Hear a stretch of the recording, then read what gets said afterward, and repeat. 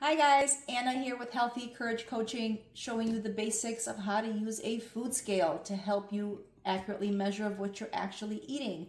So to start with scales, my favorite kinds of scales are something like this that sits up higher. So whether I put a plate or bowl on top, I can still see the numbers underneath.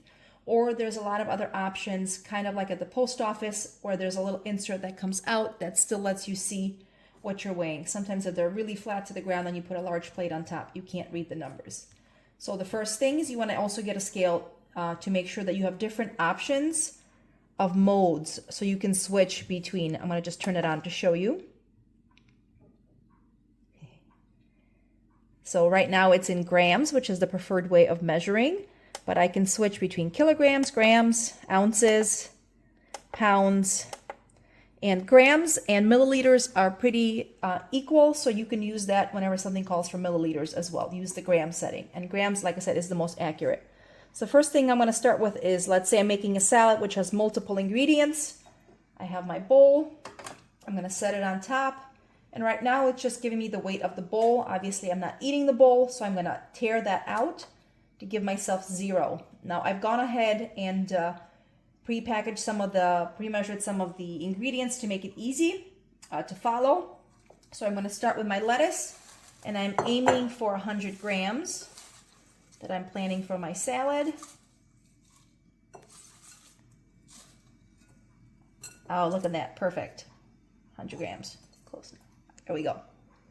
Now, 100 grams of lettuce. What I recommend is, if you're new to measuring, having something like a dry erase board, a little set of paper, or even your phone on your tracking pad, that you can keep track of what you're actually putting in there. So I'm going to write lettuce, 100 grams, and there'll be another video kind of explaining how to use tracking in the system. I'm going to tear that out because that's the weight of the lettuce. I'm going to add my next ingredient, which is my chicken. So I pre-sliced my grilled chicken.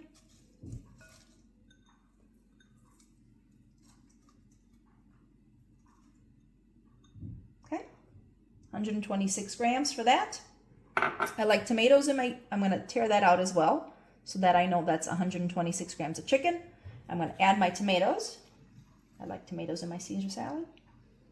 All right, and that's 80 grams. So again, so I'm going to write tomatoes, 80 grams, chicken, 6 grams.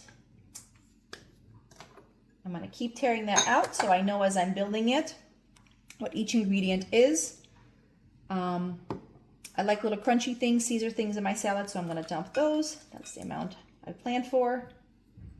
And now what I'm going to show you is something called a negative way, which works well with things like dressings or peanut butter, or when you want to take something out of the package. So I'm going to take that salad off, and that gives you the weight of everything with the bowl, which doesn't matter right now. I'm going to tear that out, and I'm going to put my dressing on there.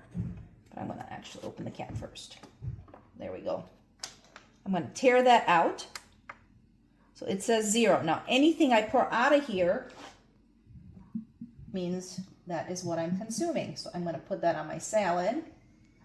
And as I return the bottle back on, it will tell me that it says -35. That means I have 35 grams of dressing in my salad. So I can jot that down and use that when I enter that. So simple things like that, again, for peanut butter, for things like that, nuts, anything like that where you're taking it out of a container sometimes. Quick example one more time, if it's a single ingredient, if I'm going to eat my favorite chocolate and I'm going to break off a piece, I could break off a piece and weigh it, and that tells me how much that is, and just enjoy and eat that. Or let's say it was in there, I could break it, tear that out, break off my piece, or take something out of the amount, and it will give me the negative, which is the same amount. Hope that helps on the basics of how to use a food scale. Enjoy.